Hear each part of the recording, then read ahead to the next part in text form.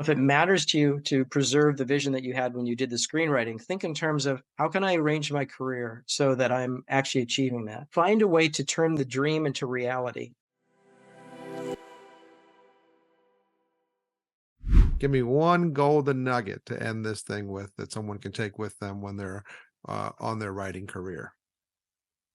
This might take a little longer. Okay, so be sure it's what you want to do because we don't all have to be writers. And a lot of people might not find it suits their temperament because what we're doing to some extent is shouting into the void and hoping that the void answers us. Just because, again, there's so much competition and because the usual response that I get, and I think most writers get, when they do a query letter is nothing. So it's not even a no, it's a lack of response. And you'll never know if that means no, it usually means no, or if it means they forgot you and they were going to get back to you or whatever. The second most common response that you'll get is no. And that's great because it means somebody actually took you seriously enough to get back to you and respond to you and treated you like a human being and they didn't have to. And then occasionally you get the yeses. You have to be self-sustaining and self-motivating to a large extent. What we do is basically it's not the sexy part of filmmaking. You do the sexy part because you're doing the directing and you're dealing with actors, and everybody outside the business thinks that's all the business is. It's the directors and the actors, but obviously without the scripts it's probably going to be a boring 2 hours or whatever. So we have to motivate ourselves to when my partner and I started, I mentioned that we went to 3 hours a night and then we added weekends.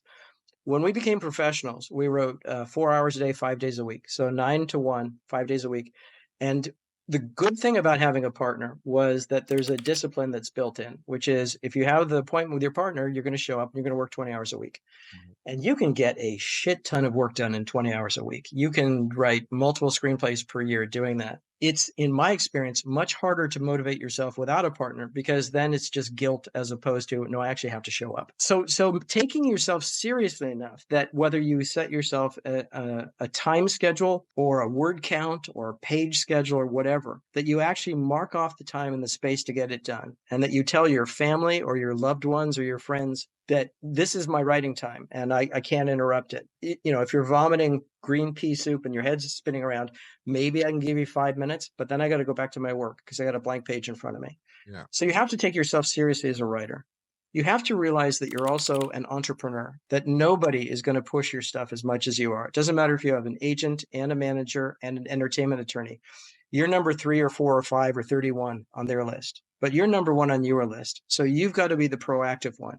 You've got to be with the one looking for the contacts, looking for the production companies, looking for the studio executives who are open to the type of thing that you want to do. You should be aware of your business. You should treat it, it's an art form and it's an industry. You should learn both aspects of it. Absolutely. There's so much good reading to be done. Ted Elliott and Terry Rossio set up a blog years and years and years ago. It might be called Scriptwriter, I'm not sure. And there's more wisdom in those hundreds of thousands of words than I could ever teach anybody. Just not only creative, but how the business works, how to navigate the egos, what to do when you're getting one set of notes from a producer, one set from a director, and one set from studio executives, and 3 sets from the stars. Just all of that stuff. You have to have very thick skin because, in my opinion, we are the essential part. Obviously, every part of filmmaking is essential. You're not going to do it without directors. You're not going to do it without actors. But it starts with us, basically. And so to me, we're fundamental to the business. And we are treated as second-class citizens at best. We're usually not invited to sit at the table unless we are also producers or also directors or also actors. So I would encourage anybody who has any interest in allied fields like producing, directing, or acting to do that as well. You have more, there's going to be more room for you at the table if you're also producing. If you're also directing, obviously people are going to have to listen to you. So if it matters to you to preserve the vision that you had when you did the screenwriting, think in terms of how can I arrange my career so that I'm actually achieving that? I would find a way to turn the dream into reality. And I would look at the people that I admire. For example, the writers that I admire, look at their biographies. How did they break in? Everybody breaks in a different way. Is there any information that would help you when you're trying to break in? Are you doing the smart things in terms of breaking in? Are you networking? Are you putting yourself in places to meet and encounter in a friendly way, not holding them up, for example, people who are in your business?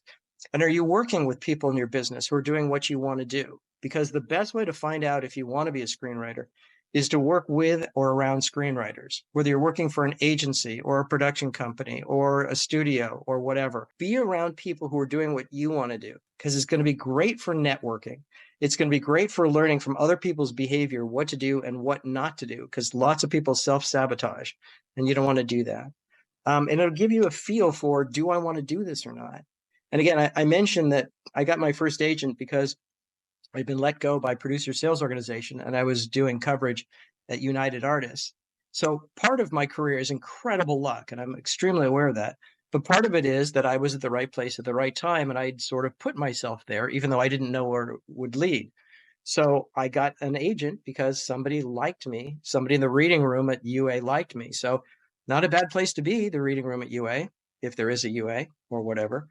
So be around people who are doing what it is that you want to do. Realize that you're in it for the long haul. Realize that it can be a very, very frustrating business. Don't put all of your self-worth in the screenwriting basket. Have something else that you love, something else that you do, some other outlet for your creativity, so that you're writing as opposed to, I'm laser focused, I'll never do anything else for 30 years. And I will now shut up. Well, thank you for that clean and concise answer. I do appreciate it. Sorry.